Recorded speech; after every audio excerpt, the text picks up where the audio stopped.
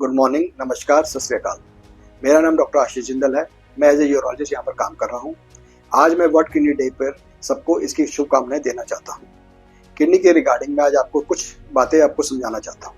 सबसे पहले world kidney day पे किडनी को हेल्दी रखने के लिए हमारे को कुछ बातों का ध्यान रखना चाहिए। पानी इंटेक, वाटर इंटेक हम जिसको कहते हैं कि हमें जैसे कि अभी गर्मियाँ आ रही हैं तो हमें प्यास के अकॉर्डिंग पानी पीना चाहिए।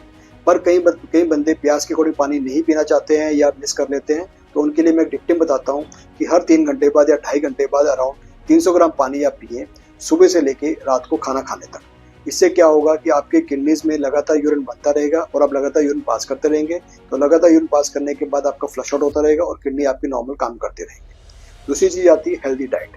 हेल्दी डाइट में हम कहते हैं कि आप लो सॉल्ट डाइट लो, नमक कम लो, स्पाइसी डाइट कम लो और जो खाना वो डेली बदल बदल के खाओ। अगर आप एक ही टाइप का खाना आप हमेशा रेगुलर बेस पे खाते रहेंगे तो उससे आपके किडनीज में स्टोन बनने की टेंडेंसी बढ़ जाती है। अगर आपका वाटर इंटेक कम है और सोल्यूट एक ही टाइप का सोल्यूट आप ज़्यादा लेते हो तो वो कंसंट्रेट प्रेसिपिटेट हो जाता है किडनी में और जिससे आपके स्टोन बन सकते हैं। तीसरी चीज़ आती है नो स्मोकिंग। जो स्मोकिंग है वो हमारे किडनीज पे ना सिर्फ किडनीज पे बाकी ऑर्गन्स पे भी इफेक्ट करती है। तो इससे कई कैंसर हमारे जेनेटो यूरिनरी सिस्टम में हो सकते हैं, जैसे किडनीज में, ब्लैडर में, प्रोस्टेट में।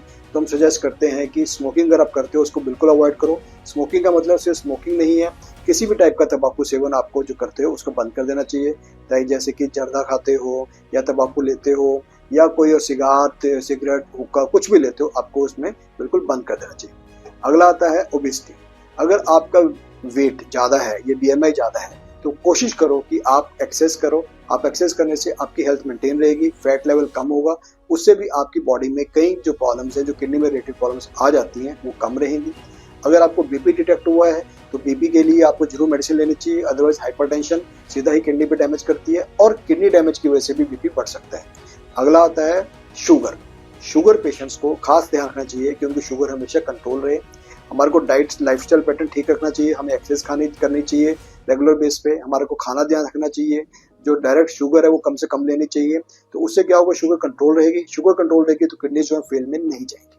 अब अगर बाई चांस किसी को किडनी जिनकी प्रॉपर काम नहीं करती है, उस केस में हमारे को पानी का इंटेक उतना ही रखना चाहिए जितना कि आपका यूरिन पास हो रहा है।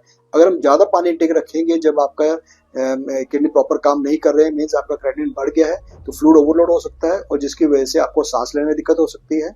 और कई पेशेंट जो डायलिसिस डिपेंडेंट है उनको भी ये ध्यान रखना चाहिए कि आपका जो यूरिन आउटपुट है वो ठीक रहे और पानी इंटेक आपका ठीक रहे, ताकि आपको फ्लूइड ओवरलोड ना हो। तो मैं लास्ट में यही कहना चाहूंगा वर्ल्ड किडनी डे पे कि आप अपनी किडनी का ध्यान रखें।